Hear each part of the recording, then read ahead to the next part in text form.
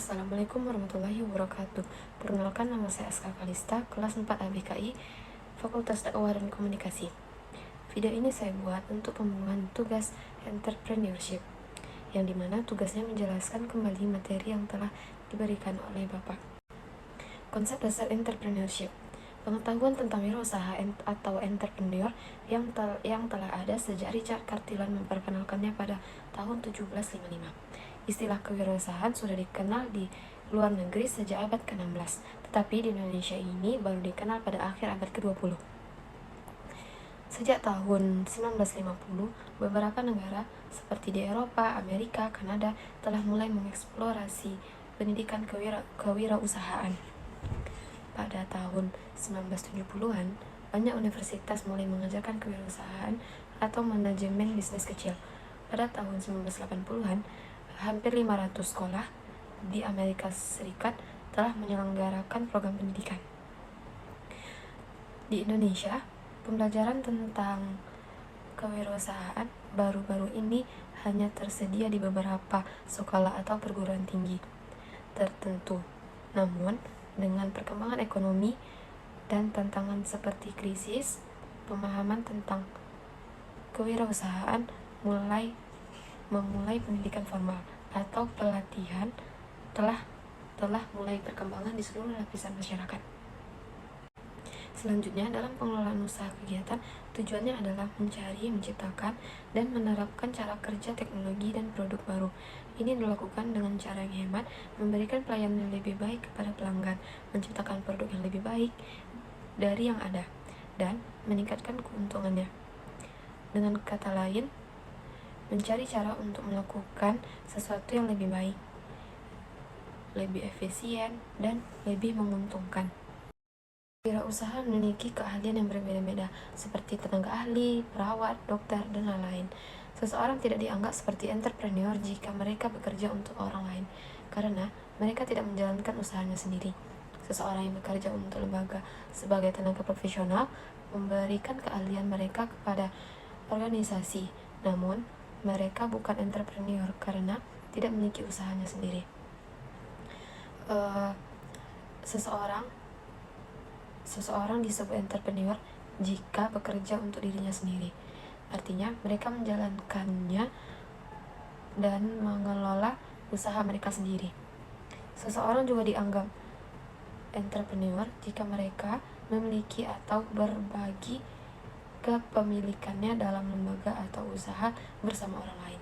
Ini termasuk menjadi bagian dari kepemilikannya atau manajemen dalam lembaga yang mereka bangun bersama-sama, atau menjadi bagian dari tim pengusaha yang berbagi visi dan tanggung jawab, sehingga sebagai seorang entrepreneur, seseorang menikmati manfaatnya dan keberhasilan usaha yang mereka jalankan, tetapi juga harus siap untuk bertanggung jawab risiko finansial yang timbul dari kerugian dan kegagalan yang mungkin terjadi dalam usaha tersebut.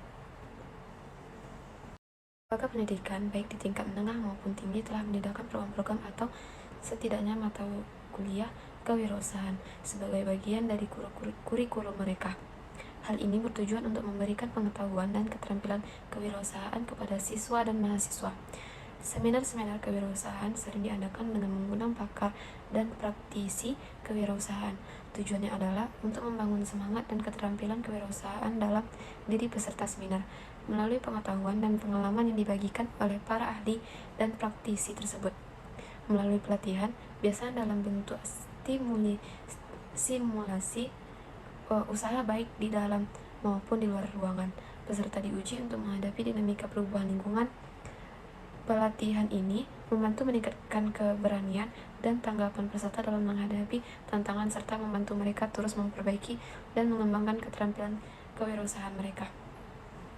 Melalui metode autodidak, kita dapat mengasah semangat berwirausaha dengan memanfaatkan berbagai media seperti biografi pengusaha sukses, majalah, koran, media lain yang dapat diakses. Dengan belajar secara mandiri melalui sumber-sumber ini, kita dapat memperoleh inspirasi dan pengetahuan dan wawasan tentang dunia kewirausahaan serta mengembangkan keterampilan yang diperlukan untuk meraih kesuksesan dalam berwirausaha. Selanjutnya, menumbuhkan minat dan dorongan berwirausaha.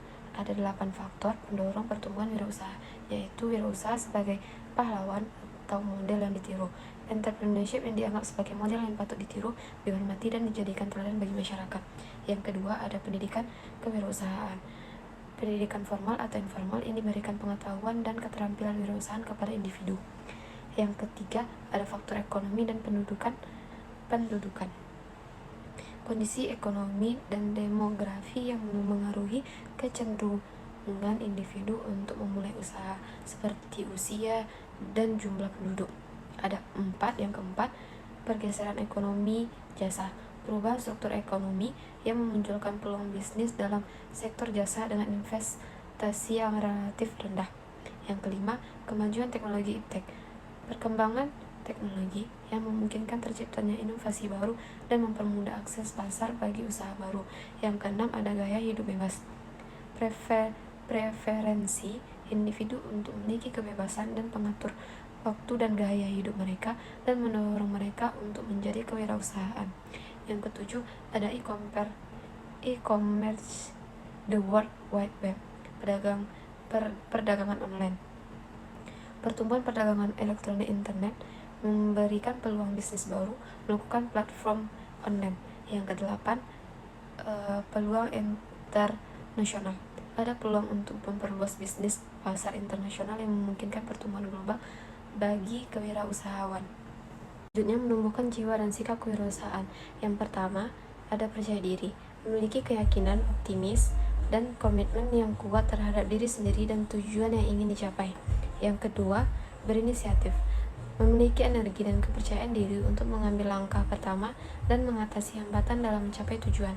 Yang ketiga, motivasi prestasi, berorientasi pada hasil yang diinginkan serta memiliki visi masa depan yang jelas untuk terus berkembang. Yang keempat, yaitu kepemimpinan yang berani berbeda dalam pandangan dan tindakan, serta sanggup mengambil risiko dengan pertimbangan matang untuk mencapai tujuan. Yang kelima, ketertarikan pada tantangan, memiliki minat dan semangat dalam menghadapi berbagai tantangan dan kesulitan sebagai bagian dari perjalanan menuju kesuksesan. Selanjutnya, ada keterampilan yang harus dimiliki.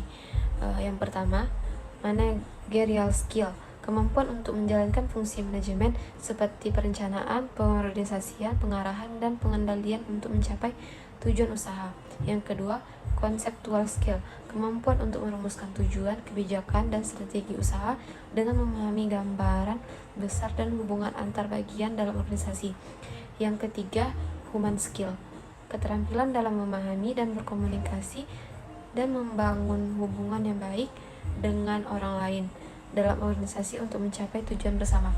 Yang keempat, decision making skill, kemampuan dalam perumusan masalah, menganalisis informasi, dan mengambil keputusan yang tepat untuk mengatasi tantangan dan mencapai tujuan usaha.